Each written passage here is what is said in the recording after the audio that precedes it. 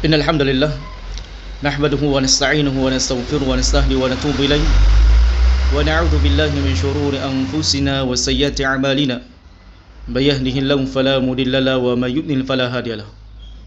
Asyhadu an la ilaha illallah wahdahu la syarika lahu wa asyhadu anna Muhammadan 'abduhu wa rasuluhu la nabiyya wa la rasula ba'da. Dzakara ulama, para ulama telah menyebutkan bahwasanya nenek moyang daripada semua firqah-firqah sesat yang ada di dalam tubuh kaum muslimin itu ada 4. Yang pertama adalah Khawarij, kemudian yang kedua adalah Syiah, kemudian yang ketiga adalah Qadariyah, dan yang keempat adalah Al-Murji'ah. Maka jawaban dari rahmatullah subhanahu wa ta'ala dijelaskan oleh panjang lebar Syekh Shalih Al-Fauzan hafizallahu ta'ala anhu wa ra'a tentang penyimpangan dua firqah yang ada dalam tubuh kaum muslimin yang banyak yang terjadi di belahan dunia ini. Yang pertama adalah firqah al-Khawarij, di mana zaman rahmatullah subhanahu wa ta'ala firqah al-Khawarij ini kaidah dasar mereka dalam beragama, dalam bermanhaj itu ada 2 yang sangat berbahaya bagi kaum muslimin. Yang pertama adalah takfir. Mereka adalah kaum yang mudah mengkafirkan orang lain. Mereka adalah kaum yang mudah menumpahkan darah.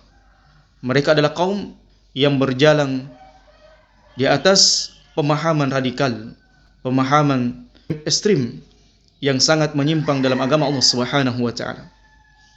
Mereka adalah kaum apabila tidak sependapat dengan pendapat mereka, tidak semanhat dengan keinginan mereka, maka mereka adalah kaum yang mudah mengkafirkan manusia, mudah mengkafirkan orang lain.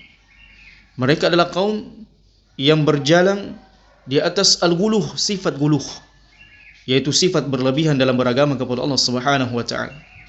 Mudah mengkafirkan orang lain, mudah memvonis kafir kepada orang lain. Sehingga ketika mereka mudah mengkafirkan orang lain, maka dengan kata lain mereka mudah menumpahkan darah mereka, merampas kehormatan kaum muslimin.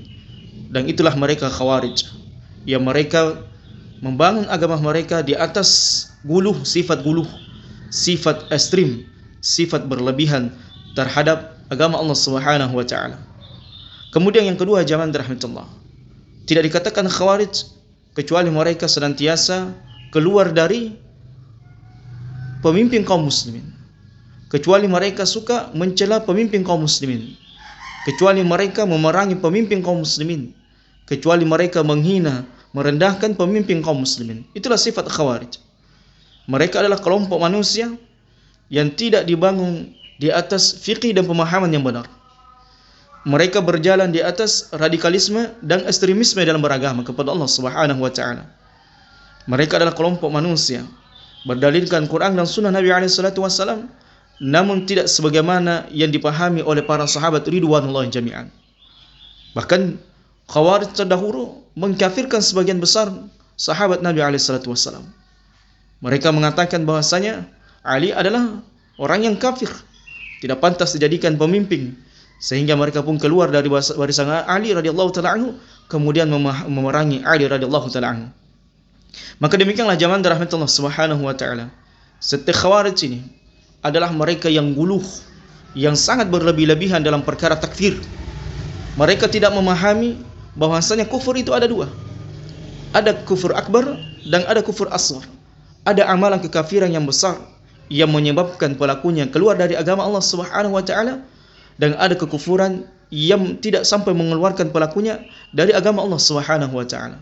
Mereka tidak membagi kesyirikan sebagaimana ahli sunnah wal jamaah membagi kesyirikan itu 2. Ada syirkul akbar, ada syirkul asghar. Ada syirik yang besar yang menyebabkan pelakunya keluar dari agama Allah Subhanahu wa taala apabila mawani tersebut telah hilang darinya. Ya, perkara-perkara mawani telah hilang darinya, maka dia kufur dengan kekafiran yang kesyirikan yang besar yang dia lakukan. Kemudian ada syirkul asghar, syirik yang kecil yang tidak sampai mengeluarkan pelakunya dari agama Allah Subhanahu wa taala. Dan Khawarij tidak mengenal pembagian tersebut. Mereka tidak memahami pembagian tersebut. Yang intinya adalah siapa yang melakukan kesyirikan maka dibabak habis, semuanya kafir. Siapa yang melakukan dosa maksiat maka keimanannya telah hilang. Demikianlah sifat Khawarij. Mereka sangat berlebihan di dalam mengkafirkan kaum muslimin, di dalam menjatuhkan kehormatan kaum muslimin. Kemudian kelompok yang kedua jamaah rahmatullah, ada yang disebut dengan Murji'ah. Di mana Murji'ah ini adalah orang yang senantiasa berlebihan dalam sifat al-irja, yaitu orang-orang yang pemahamannya bahwasanya selama Anda beriman di dalam hati, maka keimanan yang Anda yakini itu tidak hilang dengan kemaksiatan yang Anda lakukan. Selama Anda meyakini bahwasanya Allah Subhanahu wa taala yang berhak disembah, maka keimanan tersebut tidak akan tercederai dengan kekufuran, tidak akan tercederai dengan kemaksiatan, tidak akan hilang dengan kemaksiatan, tidak akan hilang dengan dosa-dosa besar. Maka demikianlah irja' zaman rahmatullah, pemahaman Murji'ah, yang dimana mereka berlebihan di dalam perkara harapan kepada Allah Subhanahu wa taala dan menghilangkan ancaman-ancaman Allah Subhanahu wa taala di dalam Al-Qur'anul Karim maupun sunnah Nabi alaihi salatu wassalam. Maka dua kelompok ini semuanya menyimpang. Yang pertama adalah Khawarij, kemudian Murji'ah.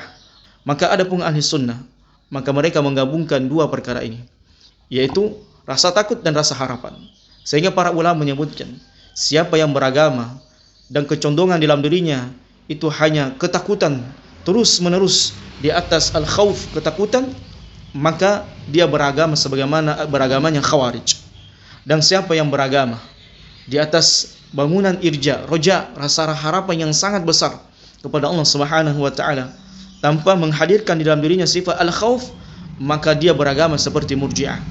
Dan siapa yang beragama dengan raqbatan, dengan hanya terus-menerus menampilkan pemahaman, harapan-harapan, kemudian pahala-pahala, dan terus-menerus hanya itu yang disampaikan, hanya terus-menerus yang seperti itu yang didengung-dengungkan, yang didakwakan, maka dia beragama seperti sufi.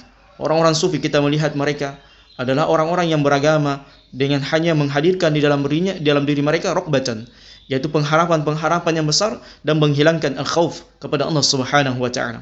Maka ada pun ahli sunnah, maka mereka adalah menggabungkan orang-orang yang berjalan di atas tuntunan Nabi alaihi salatu wasallam, beragama sesuai dengan apa yang Allah Subhanahu wa taala inginkan, beragama sebagaimana yang diajarkan oleh Nabi alaihi salatu wasallam, dicontohkan oleh Nabi alaihi salatu wasallam, yaitu menggabungkan antara roja wal khauf, menggabungkan sikap harapan di dalam dirinya, mengharap yang besar di dalam dirinya kepada Allah Subhanahu wa taala, ampunan Allah Subhanahu wa taala, pahala di sisi Allah Subhanahu wa taala, namun mereka tidak menghilangkan sifat al-khauf di dalam diri mereka. Jadi mereka menggabungkan sifat al-khauf dan roja di dalam diri mereka kepada Allah Subhanahu wa taala ketika mereka beribadah kepada Allah Subhanahu wa taala. Dan Allah Subhanahu wa taala berfirman dalam ayatnya, fa ammal ladzina fi qulubihim zayg fayattabi'una ma tashabaha minhu. Maka ada pun orang-orang yang ada di dalam diri mereka penyakit, yaitu kurangnya ilmu mereka, dangkalnya pemahaman mereka terhadap Quran dan sunnah Nabi alaihi salatu wasallam, fayattabi'una ma tashabaha min. Maka mereka pun condong kepada ayat-ayat yang mutasyabih, ayat-ayat yang syubhat bagi mereka. Seperti Khawarij, mereka syubhat terhadap pemahaman takfir, mereka syubhat terhadap pemahaman keluar dari ketaatan kepada pemimpin. Mereka adalah orang-orang guluh dalam perkara maksiat, seolah-olah orang yang berbuat maksiat itu semuanya kufur kepada Allah Subhanahu wa taala. Mereka mengatakan siapa yang bermaksiat kepada Allah maka hilanglah keimanan di dalam dirinya, dan orang yang kehilangan keimanan dalam dirinya maka mereka murtad dan mereka wajib diperangi, mereka wajib ditumpahkan darahnya. Demikianlah Khawarij. Mereka orang-orang yang membangun agamanya tidak di atas ilmu. Mereka jauh dari ulama, mereka jauh dari bimbingan para ulama. Mereka adalah sigharus sin, orang-orang yang umurnya kecil, orang-orang yang umurnya tidak dewasa. Mereka pemahamannya dangkal terhadap Al-Quran dan Sunnah Nabi alaihi salatu wasallam. Dan ini sangat banyak zaman rahmatullah, dan sangat berbahaya orang-orang yang berpemahaman Khawarij. Maka mereka adalah orang-orang yang sedikit-sedikit kafir, sedikit-sedikit murtad, sedikit-sedikit kufur. Maka mereka tidak membagi kekufuran sebagaimana ahli sunnah membagi kekufuran. Mereka tidak membagi dosa besar dan dosa kecil sebagaimana ahli sunnah wal jamaah membagi dosa besar dan dosa kecil. Dan kemudian al-Murji'ah, orang-orang Murji'ah ini mutasyabih, syubhat dalam dirinya, seolah-olah al-khauf itu, sifat al-khauf itu tidak usah dihadirkan dalam dirinya.